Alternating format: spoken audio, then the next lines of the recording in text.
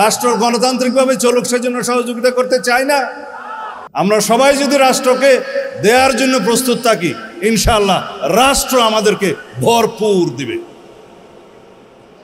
আওয়াজ নাই? আমাদের ইমাম, জাতীয় ইমাম জনাব তারেক রহমান দামাত বারাকাতুহু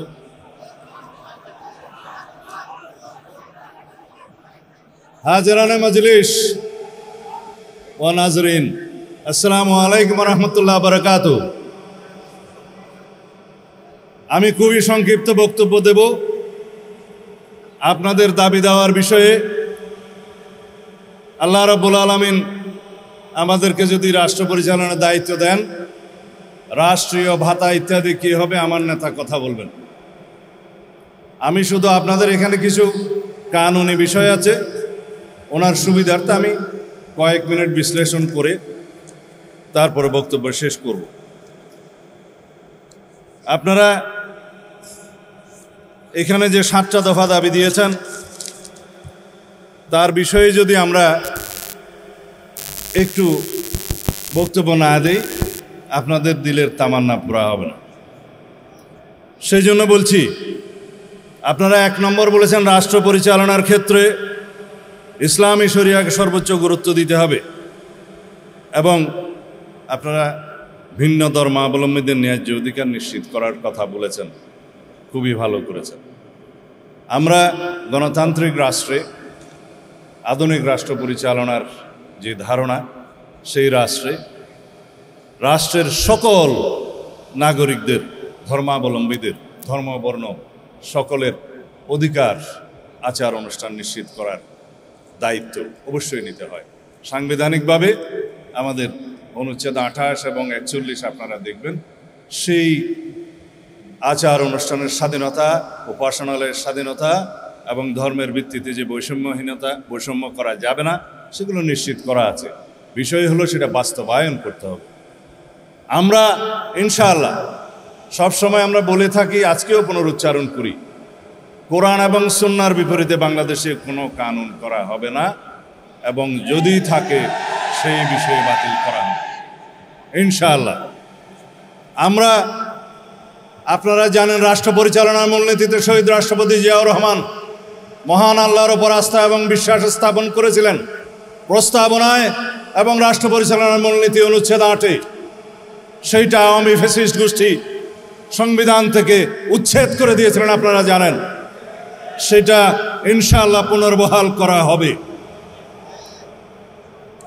আপনারা এখানে বলেছেন রাষ্ট্রের জনকল্যাণ এবং সেবামূলক কার্যক্রম ইমাম খতিবদের অংশগ্রহণ, সেটা তো আপনাদের ইমানি দায়িত্ব। কেউ আপনাকে সেই দায়িত্ব বর্তানোর জন্য বসে থাকবে না, আপনাদের ইমানি দায়িত্ব, আপনারা সেটা পালন করবেন। অবশ্যই রাষ্ট্রীয় পর্যায়ে, ইউনিয়ন থেকে সর্বোচ্চ পর্যায়ে কিভাবে সেটা নীতিমালার মধ্যে নিয়ে আসা যায় সেটা আমরা পরীক্ষা নিরীক্ষা করবো ইনশাআল্লাহ, সবার সাথে আলোচনা করব। তারপরের দাবি আমার নেতা কথা বলবেন, সেটা আমি যাব না। রাষ্ট্রীয় ভাতা কিভাবে কি করা যাবে আমার নেতা অবশ্যই আপনাদের সাথে কথা বলবেন এখনই। আপনারা বলেছেন দাওরায়ে হাদিস সনদপ্রাপ্ত আলেমদেরকে সরকারি মসজিদের ইমাম, খতিব এবং স্কুল কলেজের ধর্মীয় শিক্ষক, কাজী পদে নিয়োগ। এগুলো যদি নীতিমালা এবং আইন কানুনে স্পষ্ট উল্লেখ না থাকে, সেগুলো জাতীয় সংসদে আপনাদের সকলের সাথে আলাপ আলোচনা করে কিভাবে নীতি প্রণয়ন করা যায়, আইন প্রণয়ন করা যায়, সেই বিষয়টা আমরা সেটা আবশ্যিকভাবে দেখব ইনশাআল্লাহ। এখানে তো তালি দেওয়ার কোনো মাহল নয়, সেই জন্য আপনারা অন্তত মারহাবা বলতে পারেন। বলেছেন ওয়াকফ সম্পত্তি অপব্যবহার রোধে, এগুলো বাংলাদেশে বিদ্যমান ওয়াকফ প্রশাসন এবং ওয়াকফের যে আইন কানুন আছে সেখানে প্রয়োজনীয় সংশোধনী আনয়নের জন্য অবশ্যই পরীক্ষা নিরীক্ষা করতে হবে। এখন এখানে যদি আমরা কোনো কিছু বিষয় বলি অথচ আইনে ইতিমধ্যেই আছে, সেই বিষয়টা অশুদ্ধ হয়ে যাবে। এখানে যেহেতু ওয়াকফ এস্টেট এবং ওয়াকফ সম্পত্তি, এটা ধর্মীয় আইন, এটা কিভাবে সুচারুরূপে পরিচালনা করা যায়, বাস্তবায়ন করা যায়, সেখানে ধর্মীয় নেতাদের, ইমাম খতিবদের কিভাবে অংশগ্রহণ নিশ্চিত করা যায়, সেটা অবশ্যই দেখা হবে ইনশাআল্লাহ। তারপরে আপনারা যেটা গুরুত্বপূর্ণ বলেছেন, গুরুত্বপূর্ণ যে কথাটা বলেছেন, উপযুক্ত প্রমাণ তদন্ত ছাড়া ইমাম, খতিব, মুয়াজ্জিম এবং কোনো আলেমকে গ্রেফতার করা যাবে না। কিন্তু অন্য কাউকে কি গ্রেফতার করা যাবে? উপযুক্ত তথ্য প্রমাণ ছাড়া, প্রাথমিক তদন্ত ছাড়া রাষ্ট্রের কোনো নাগরিককে গ্রেফতার করা যায় না।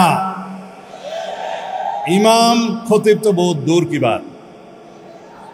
কিন্তু আপনারা দেখেছেন বিগত আওয়ামী ফ্যাসিস্ট, ইসলাম বিদ্বেষী এবং আলম বিদ্বেষী যে ফ্যাসিবাদী অবৈধ সরকার ছিল, তারা দাড়ি টুপির বিরুদ্ধে ছিল, তারা আলেম বিদ্বেষী ছিল, তারা যে কাউকে ধরে নিয়ে এসে জঙ্গি বানানোর নাটক করত। সেই বাংলাদেশ তো এখন নাই। বাংলাদেশের গণতান্ত্রিক নবযাত্রা শুরু হয়েছে। এখানে আমরা সবাই হামসফর, আমরা সবাই একসাথে থাকবো ইনশাআল্লাহ। এই দেশে আইন কানুনের ব্যত্যয় ঘটিয়ে কোনো বেআইনি কাজ কাউকে করতে দেয়া হবে না ইনশাআল্লাহ। তারপরে একটি দুইটি কথা, যেমন ধর্মীয় ও নৈতিক শিক্ষক নিয়োগের ক্ষেত্রে প্রাথমিক পর্যায়ে, সেটা আমরা ইতিমধ্যে আমার নেতার সাথে কথা বলে একটা অনুষ্ঠানে আপনাদের সামনে ঘোষণা দিয়েছিলাম। নৈতিকতা, ধর্মীয় এবং নৈতিক শিক্ষক নিয়োগের ব্যাপারে প্রাথমিক পর্যায়ে এটা অবশ্যই ইনশাআল্লাহ আমরা দেখব। আমরা সেই ঘোষণা আরেকটি মজলিসে আপনাদের সামনে দিয়েছিলাম। তারপরে যে বিষয়গুলো সামনে আছে, আমি বিতর্ক হোক সেরকম কোনো বিষয়ে যাব না। আমরা সবাই রাসূলুল্লাহ সাল্লাল্লাহু আলাইহি ওয়াসাল্লামের মদিনা ইসলামে বিশ্বাস করি এবং আমরা বাংলাদেশে যত ফিরকা ফিতনা আছে এগুলোর অবসান চাই। অবশ্যই আপনারা সম্মিলিতভাবে সেভাবে কাজ করবেন। কোনো রকমের যাতে রাজনৈতিক বক্তব্য, আপনারা যে মসজিদের ইমাম,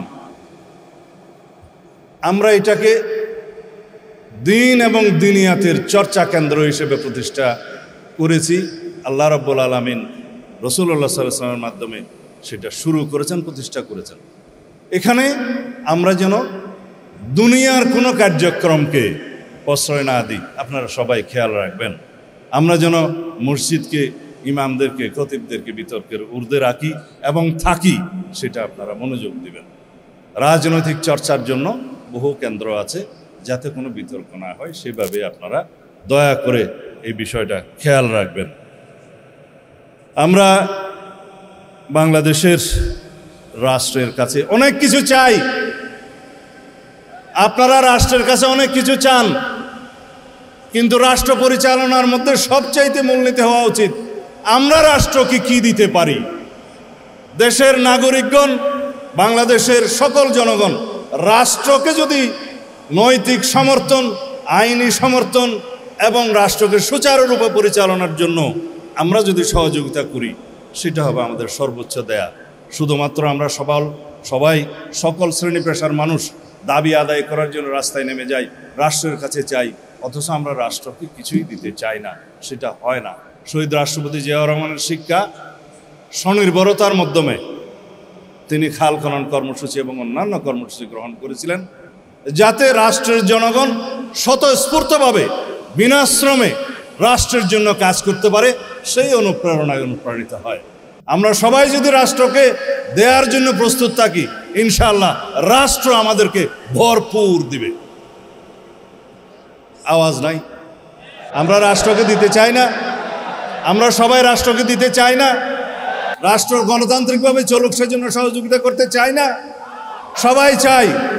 এখন যদি কেউ আপনারা বলেন যে এই রাষ্ট্রটা ফ্যাসিবাদ মুক্ত হয়েছে, স্বৈরাচার মুক্ত হয়েছে, যাতে সারা জীবনের জন্য এই ফ্যাসিবাদী আওয়ামী গোষ্ঠী বাংলাদেশে আর কোনোদিন পদার্পণ না করতে পারে এবং বাংলাদেশে যাতে ফ্যাসিবাদী রাজনীতির কোনোদিন উৎপত্তি এবং উৎপাদ না হয়, সেজন্য আমরা সবাই সহযোগিতায় থাকবো, এটা আপনারা দিতে চান না? ইনশাআল্লাহ। নসরুম মিনাল্লাহ ওয়া ফাতহুন করিব। আবাশশিরিল মুমিনিন। আসসালামু আলাইকুম ওয়া রাহমাতুল্লাহি ওয়া বারাকাতুহু।